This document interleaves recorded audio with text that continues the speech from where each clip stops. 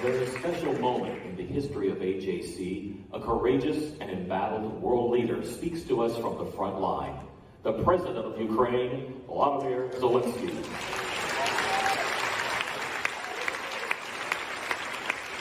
Ladies and gentlemen, friends, Mr. David Harris. Every morning I receive some information about the situation on the front lines and about Russian missile strikes on Ukraine, our people, the number of victims. Victims of hostilities over the past day. Today, as I write this appeal, the death certificate has changed significantly. The list of killed children immediately became as long as 24 surnames, and now it has 287 items. And this is probably one of the worst things that happens during a war. Russian military invaders have ruthlessly killed part of our country. We do not have complete information about what is happening in the occupied areas. We do not know everything about the murders and other crimes they commit in the occupied part of Ukraine. What did they do to our people? We do not know how many bodies the invaders buried in mass graves or left in the ruins of broken cities. But gradually we learn about it. And that's how the list of killed children became 24 points longer at once. And these are the children who died from the Russian strikes on Mariupol. And now we know about them. Among these 24 children is a boy Maxim. He was born this year. Girl Daria, she was also born this year. Максим і Дар'я не прожили 3 місяців. Вони загинули разом з батьками, коли їх усіх засипало в підвалі звичайного житлового будинку, на який російський літак скинув бомбу. Tell us why this is happening in 2022? This is not the 1940s. How mass killings, tortures, burned cities, filtration camps set up by Russian troops in the occupied territories and reminiscent of Nazi concentration camps could become a reality in our time. And at the same time, Russia hopes that it will not be responsible for all this evil, for all these barbaric attacks on houses, hospitals, and churches.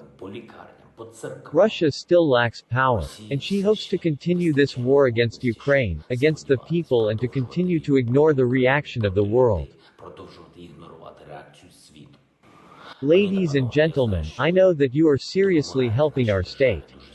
But I ask you to redouble your efforts to stop Russian hatred.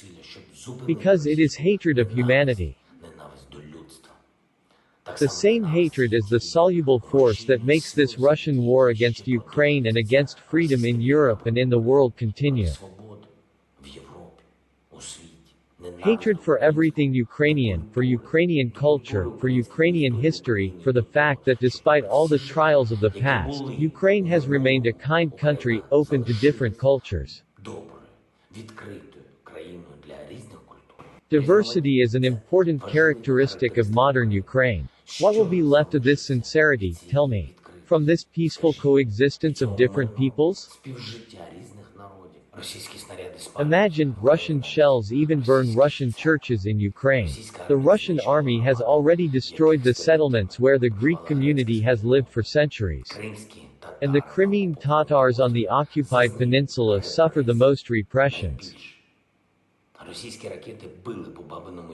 Russian missiles hit Babin Yar in Kyiv. Russian artillery damaged the menorah in Drobitsky Yar, in an area located near Kharkiv. Russian Foreign Minister Lavrov's anti-Semitic remarks have sparked a global scandal. It's not enough. But now is really not the 1940s. Therefore, when you defend the need to strengthen sanctions against Russia, you are helping to speed up the supply of weapons to Ukraine. In order to be able to liberate the occupied territories, we need powerful offensive weapons, without which the war will only drag on. Unfortunately, the war is dragging on and the death toll is rising. I know that your help is already significant, but you can use your influence even more, because now we have a historic opportunity to protect our common freedom, our common security, our common cultural diversity from the greatest wave of hatred in decades.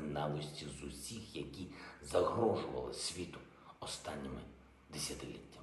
Therefore, we need to end this war, to overcome Russian hatred in the name of children who were killed by the blows of the Russian army and for the future of millions of children in Ukraine and in various European countries who deserve to live in safety, live in peace. Even just to live. На те, щоб жити в безпеці, жити в мирі, просто жити. Thank you for your support. Glory to Ukraine.